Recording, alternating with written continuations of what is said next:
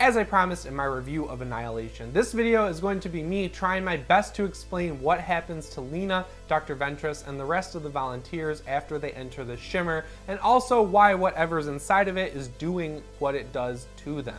Obviously, there's going to be a ton of spoilers in this video, so if you haven't seen the movie, click away now. And also, this is a very macro level explanation. I'm trying to keep it very basic because the movie just came out, and I don't want to get too nitty-gritty with the spoilers, so I think you'll understand that. Also, it's a high-concept sci-fi movie that's kind of ambiguous, so you're probably going to have some differing opinions, and honestly, I'd love to hear them down in the comments so we can talk about it. Once she's out of the Shimmer, Lena says she doesn't know whether or not the alien has motivations, but I think it's safe to assume that ultimately it just wants to survive.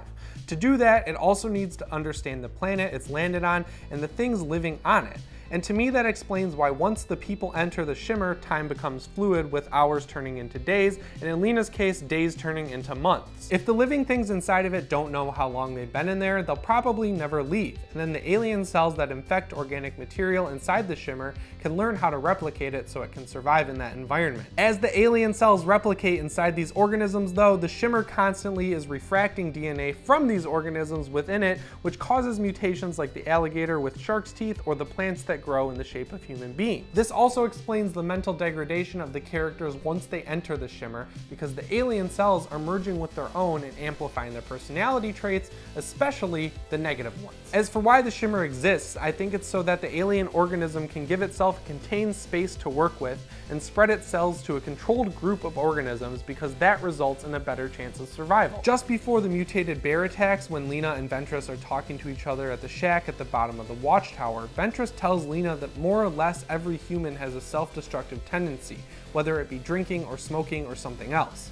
I think that this statement is key to understanding the motivations of the alien at the center of the Shimmer. Ventress also tells Lena that as a biologist, she should understand that these self-destructive tendencies are impulses and not decisions. I think as the Shimmer learns about these impulses from the different beings living inside of it, and especially from the teams of humans being sent in as it expands, it then exploits them as a means of survival. Lena's husband Kane is the only member of his team to make it to the center of the Shimmer, and I don't think that's an accident at all. Now let me explain. I think his self-destructive tendency is that even though he loves his wife, he has this impulse to stay in his army job and to take missions that will keep him away from her for long periods of time, even up to a year. I think the reason the alien created the clone of Kane and then made it go find Lena and then become ill is so that she would make her way into the Shimmer, become infected with the alien cells, and then leave the Shimmer, make her way back to the clone of Kane, and then reproduce with it, which causes the alien to survive. So to wrap this up and collect it into a point, I think the alien's ultimate goal is to survive once it crash lands on a planet, and it does that by spreading its cells within the contained area it creates,